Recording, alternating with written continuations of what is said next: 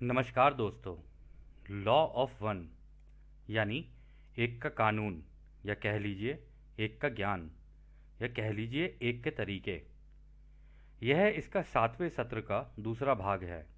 दोहराया जाता है कि इस किताब में दी गई सूचनाएं या जानकारियां आप जान भी सकते हैं, मान भी सकते हैं, नज़रअंदाज कर सकते हैं, या फिर सिरे से खारिज कर सकते हैं, क्योंकि यह आपकी फ्री विल है जो कि अनंत रचयिता द्वारा आपको दी गई है। तो अब हम इस सत्र को शुरू करते हैं। तो डॉन सवाल करते हैं, मैं काफ़ी इच्छुक हूँ इस एक के ज्ञान के इस्तेमाल को लेकर, और ख़ासकर कि ये कुछ भी करने की आज़ादी जिसको हम फ्री विल कहते हैं उसको लेकर, कि ये इस्तेमाल कैसे किया जाता है।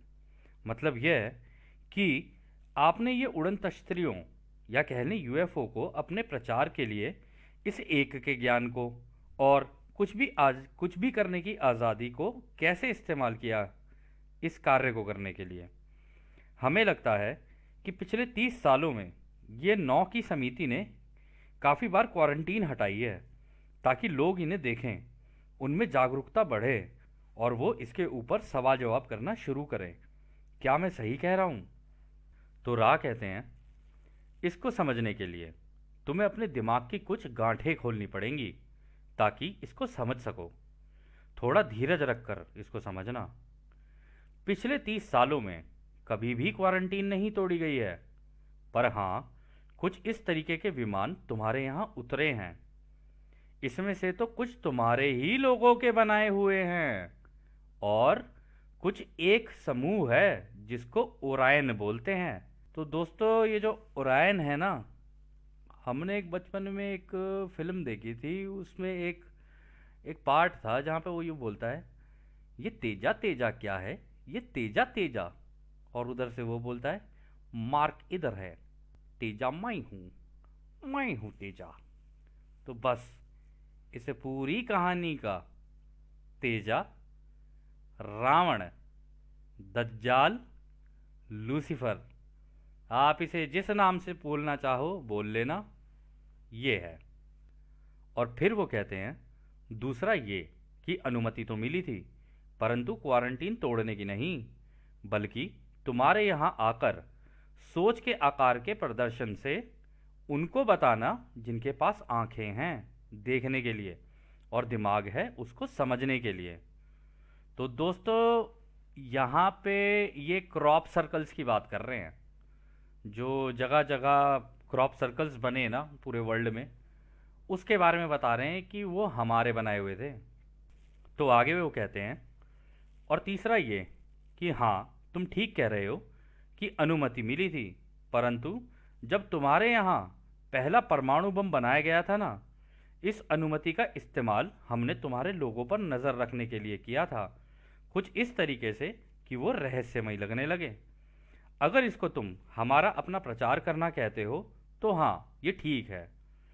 तो दोस्तों, जब पहला परमाणु बम फटा तो सारे ब्रह्मांड में सबको पता चल गया कि बच्चों के हाथ में लग गई है माचिस की तिल्ली और बैठे हैं सिलेंडर पे। और जैसे ही ये हुआ, सारे ब्रह्मांड के जितने महासंघ थे ना, क्योंकि टेलीपैथी से कनेक्टेड है, सबको पता चल गया कि हाँ, इस ग्रह पे हुआ है कुछ कर्मकांड। तो यहाँ वो ये बताने की बात कर रहे हैं। तो फिर वो कहते हैं, इस रहस्यमय प्रचार से हम तुम्हारे लोगों को ये बताना चाहते थे कि ब्रह्मांड में अनंत संभावनाएं हैं। जब तुम्हारे लोगों को अनंतता समझ में आएगी, तब ही उनके लिए पूरे एक के ज्ञान का द्वार खोला जाएगा। जब वह जान लेंगे कि सब एक है, तब ही ये उनके लिए किया जाएगा। तो अगला सवाल डॉन करते हैं, आपने बताया कि हमारी धरती पर आए कुछ अंतरिक्ष विमान ओरियन समूह के थे। क्या इनके उद्देश्य या संपर्क के बारे में थोड़ा बताएंगे? तो राह कहते हैं, एक व्यक्ति की सोच का उदाहरण लेकर चलना जिसकी सोच को तुम अच्छी या बुरी अपने हिसाब से समझ लेना। इसका नाम था एडोल्फ हिटलर। इसकी सोच को तुम एलीट या अपने आप को सर्वोत्तम मानना कह सकते हो, और अपने जैसी सोच के व्यक्तियों को अपने साथ मिलाना था और फिर अलग अलग तरीकों से जिनको वो अपने से नीचे समझता था उनको गुलाम बनाना था। ऐसी सोच के समूहों को ओरियन समूह ढूंढता है और अपने समूह में मिला लेता है ताकि वो अपने जैसी सोच के लोगों को अपने समूह में मिलाकर एक साम्राज्य बना सके। कहने का मतलब है कि रावण धीरे धीरे ढूंढ रहा था कि किस किस को अपने साम्राज्य में लेकर आऊं और सीता हरण कर लूं। फिर वो आगे कहते हैं, परंतु इसको करने पर उनको एक मुश्किल का सामना करना पड़ता है जो अपने आप में एक ऊर्जा है जिसको विभाजन कहते हैं। ये उनकी कमजोरी है क्योंकि उनके आपस में ही प्रेम नहीं होता और वो आपस में ही एक दूसरे पर विश्वास नहीं करते हैं। दोस्तों, ये जो ओराइन समूह होता है ना, अगर आप वैसे मान के चलो, वैसे ही अपना सोच के चलते हैं, एक बार को हमने रामायण देखी है, हमने महाभारत भी देखी है, हमने कई चीज़ें देखी। दुर्योधन का भी एग्जाम्पल ले लो, रावण का भी ले लो। क्या रावण के ग्रुप में रावण से ऊपर कोई जा सकता था? कोई नहीं जा सकता था। उससे ऊपर अगर कोई जाने की कोशिश करेगा तो उसको वहीं मार देता था वो। सेम दिक्कत दुर्योधन के साथ भी थी कि कुछ भी हो अपने से ऊपर नहीं आने दूंगा, रखूंगा सबको अपने नीचे ही, कुछ भी हो जाए, और अपनी सोच के जैसे लोगों को अपने साथ रखूंगा। परंतु आगे चल के आपको ये पता चलेगा कि इस समूह में भी आगे बढ़ने के लिए ना निरंतर आपस में एक दूसरे की काटापीटी चलती रहती है कि इसको दबा, इसको दबा, आपस में लड़, ये कर, वो कर। ऐसे करके साम दाम दंड भेद सारी नीतियों का इस्तेमाल करते हैं ताकि ऊपर रहा जाए, टॉप पे किसी भी तरीके से। तो खैर, आगे डॉन बोलते हैं, ये ओराइन समूह कौन सी घनत्वता का है? तो रा कहते हैं, जैसे कि हमारे महासंघ में अलग अलग घनत्वता के लोग हैं, उसी तरह वहां भी हैं। इनमें से कुछ तुम्हारी जैसी तीसरी घनत्वता के हैं, तो मतलब तीसरी घनत्वता के भी मिले हुए हैं ओराइन से।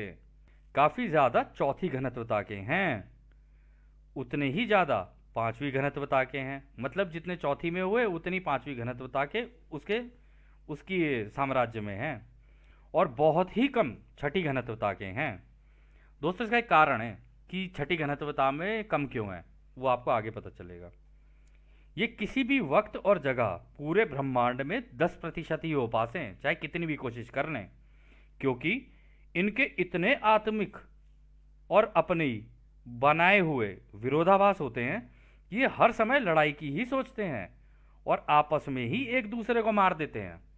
मतलब ये है कि साम्राज्य जीतना है, साम्राज्य जीतना है, पर इसका दावेदार बनेगा कौन, दावेदार बनेगा कौन? तो आपस में चलता ही रहता है इनका मलखंभ। ऐसा नहीं है कि ये मतलब सब एक साथ मिलके काम करेंगे, लेकिन उसमें ये होगा कि लीडर कौन बनेगा। आपस में हमेशा यही लगा रहता है कि मैं ऊपर, मैं ऊपर, मैं ऊपर, मैं ऊपर। और इसके कई उदाहरण आपने देखे होंगे आपको तो दिखते ही रहते होंगे अगर टीवी देखते होंगे तो। आगे रा कहते हैं, उनकी शक्तियां और हमारी शक्तियां बराबर हैं, क्योंकि एक का ज्ञान रोशनी और अंधेरा दोनों के लिए है। अच्छा दोस्तों, ये बात भी बिल्कुल सही है, हम लोगों ने रामायण देखी है। क्या रावण के पास कम थी पावर्स? क्या राम के पास कम पावर्स थी? राम भी जानते थे माया का खेल और रावण भी जानता था माया का खेल, पर दोनों के माया के खेल में एक चीज थी, और अगर वो चीज आपको समझ में आ गई ना इस किताब के अंदर, तो आप समझ जाना राम और रावण में क्या डिफरेंस था ना, और वो कौन सा ज्ञान था जिसकी वजह से राम राम क्यों हुए और रावण रावण क्यों हुआ, वो सब समझ में आ जाएगा आपको। खैर, आगे चलते हैं। फिर चाहे उसका इस्तेमाल दूसरों की सेवा के लिए हो या केवल अपनी सेवा के लिए हो, हालांकि दूसरों की सेवा के परिणाम अपनी सेवा के लिए भी हो जाते हैं। इसलिए इन अभ्यासों को करके और प्रेम और मित्रता बढ़ जाती है और रचयिता की बुद्धिमानी की तरफ और तेजी से बढ़ा जाता है। तो मतलब देखो दोस्तों, ये यहाँ पे कह रहे हैं ना कि दूसरों की सेवा के परिणाम ये होते हैं कि तुम्हारी सेवा अपने आप ही हो जाती है, खुद ही हो जाती है। या वैसे भी सोचने वाली बात है कि अगर आप किसी की मदद कर रहे हो तो जब कभी किसी टाइम पे आप मुश्किल में आओगे तो यार वो भी मदद ही कर ही देगा।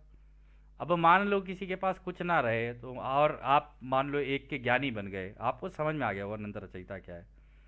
अगर कल को किसी के पास कुछ भी ना रहे ना, तो थोड़ा थोड़ा करके सारे एक की मदद कर देंगे। ये हो जाता है, क्योंकि दिल से ही इच्छा ऐसे निकलती है कि मुझे सेवा करनी है, वो सेवा भाव रहता है। इसलिए दूसरों की सेवा का रास्ता ना, उसमें तेजी से आगे बढ़ा जा सकता है रचयिता की तरफ, यानी उसकी अनंत बुद्धिमानिता की तरफ, कि वो है क्या। खैर आगे चलते हैं। तो फिर रा बोलते हैं, जो लोग अपनी सेवा के रास्ते पर चलकर अनंत बुद्धिमानिता की खोज करते हैं, वो भी उतनी ही शक्तियां प्राप्त करते हैं।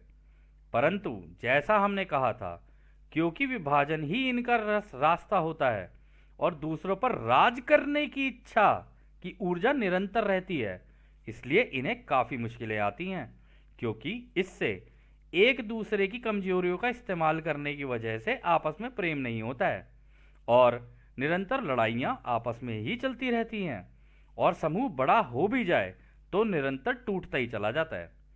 तो दोस्तों, ये तो अब आप अपनी बुद्धि का ही इस्तेमाल कर लेना कि दूसरों की कमजोरियों का इस्तेमाल कर करके खुद को टॉप पे कैसे रखा जाता है, और अंदर भी निरंतर वो विरोधाभास चलते ही रहते हैं कि तू तू ऐसा और तू ऐसा, इसने ये किया उसने वो किया, हैं सारे एक ही, लेकिन इसने ये कर दिया उसने वो कर दिया, और यहाँ पे सारे लगे पड़े भाई ये सही है कि वो सही है, ये सही है कि वो सही है।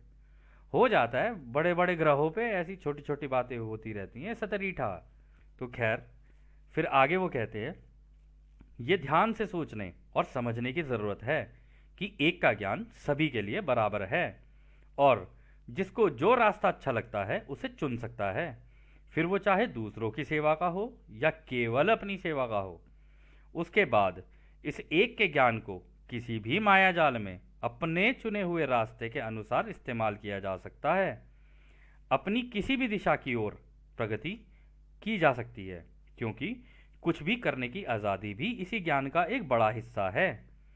अच्छा दोस्तों, इसके अंदर एक चीज़ बड़ी सही बताई इन्होंने, इन्होंने कहा कि किसी भी मायाजाल में इस्तेमाल किया जा सकता है इसका, चाहे वो तीसरी घनत्वता का हो, चौथी का हो, पांचवी का हो, छठी का हो, आगे का हो, कभी का भी हो। एक के ज्ञान का इस्तेमाल कहीं पर भी हो सकता है, पर कैसे करना है, क्या तरीके हैं, वो तो एक का ज्ञान जब पूरा समझ में आ जाता है ना, तभी पता चल सकता है। तो खैर आगे चलते हैं।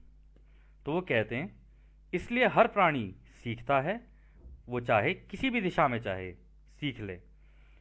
सब एक ही ज्ञान के अनुसार सीखते हैं, कुछ तेजी से और कुछ धीरे धीरे।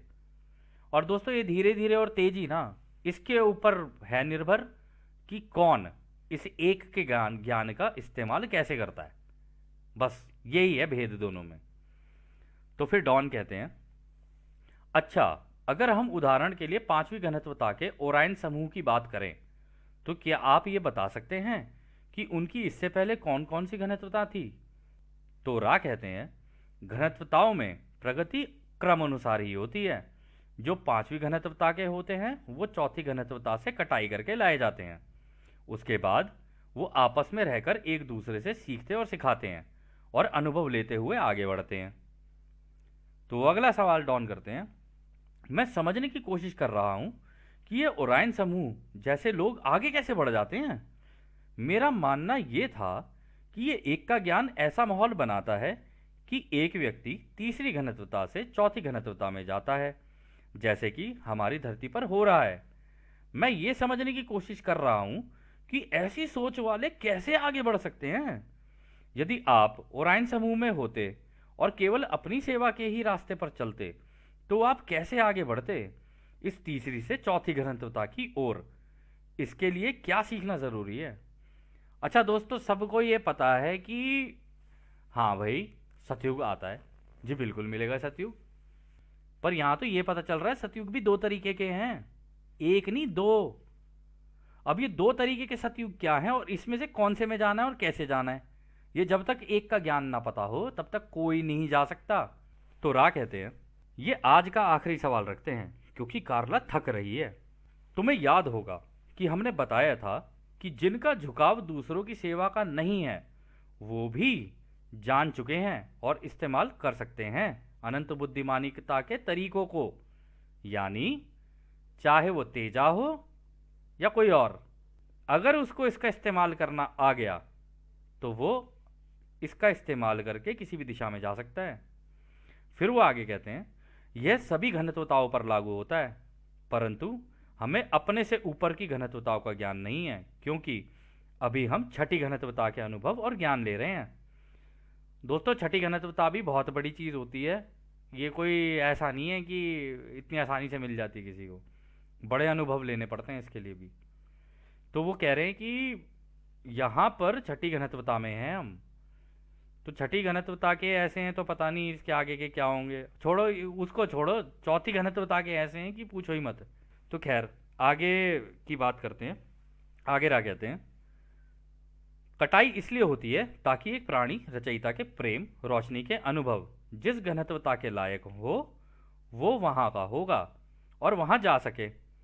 जिनको ये लगता है कि प्रेम और रोशनी किसी काम की नहीं है, उनको भी ये अधिकार है कि वो इस प्रेम रोशनी का कैसे भी इस्तेमाल कर सकें, क्योंकि रचयिता ने कुछ भी करने की आज़ादी लगा रखी है। ऐसे भी पढ़ाई के तरीके हैं जिनका इस्तेमाल करके विभाजन के रास्ते पर चलकर उस द्वार तक पहुंचा जा सकता है जहां जाकर ये शक्तियां प्राप्त की जाती हैं।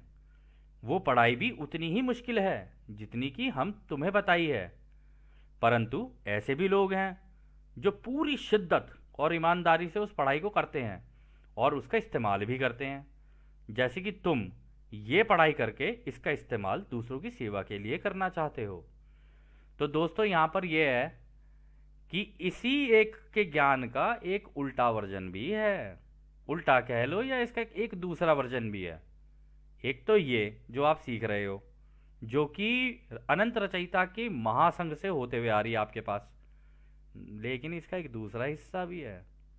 वो जब आप इस ज्ञान को सीख लोगे ना, तब आपको समझ में आएगा कि वो ज्ञान कैसे काम करता है। दोनों चीज़ें सीखोगे आप इसके अंदर, एक नहीं दोनों। ये जानना बहुत ज़रूरी है कि राम के पास कौन सी शक्तियां थी और रावण के पास कौन सी शक्तियां हैं। खैर आगे चलते हैं। तो वो कहते हैं, सच तो ये है कि जो अपनी सेवा के रास्ते पर चलते हैं, एक के ज्ञान के मुताबिक उनको भी ऐसे ही देखा जाता है जैसे कि दूसरों की सेवा के रास्ते पर चलने वाले होते हैं। क्या सब एक नहीं है? अपने आप की सेवा करना और दूसरों की सेवा करना एक ही बात के दो मतलब हैं, अगर तुम एक का कानून या ज्ञान के अंदर से समझो तो कहने का मतलब है अपनी सेवा करके भी दूसरों की सेवा की जा सकती है, परंतु उसमें हमेशा लिमिट लगेगी। आप अगर इसको गहराई से समझोगे ना, उसमें लिमिट लगेगी। यदि हम आपको दे दें 500 रुपये और आपकी जो ज़रूरत है वो केवल 200 रुपये की है, 300 तो दे दोगे, लेकिन 200 की लिमिट तब भी लगी हुई है आपकी। इसमें लिमिट है कि अपने लिए अपने लिए अपने लिए करोगे, कितना कर लोगे अपने लिए, करे ही चले जा रहे हो, करे ही चले जा रहे हो, करे ही चले जा रहे हो, लेकिन एक लेवल पे जाके लिमिट आएगी आएगी, चाहे कुछ भी हो जाए। और दूसरों का कर भी सकते हो उससे तुम, परंतु जब दूसरों की सेवा के रास्ते पे चलते हो ना, तो आप लोग कमाते हो। अब जब आप लोग कमा रहे हो ना, तो आपकी मदद ये नहीं तो वो नहीं तो वो कर ही देता है, क्योंकि उसमें भी यही होता है कि मांगोगे तो मिलेगा। अभी आगे जाके आपको पता चलेगा कि अनंत रचयिता के बाकी ज्ञान क्या हैं। तो इस सत्र को हम यहीं समाप्त करते हैं दोस्तों, और आपको जाते जाते उस अनंत रचयिता के प्रेम, उसकी रोशनी, उसकी शक्ति और उसकी शांति उसमें छोड़कर चलते हैं। आदने हमारे दोस्तों, आदने वासु। धन्यवाद।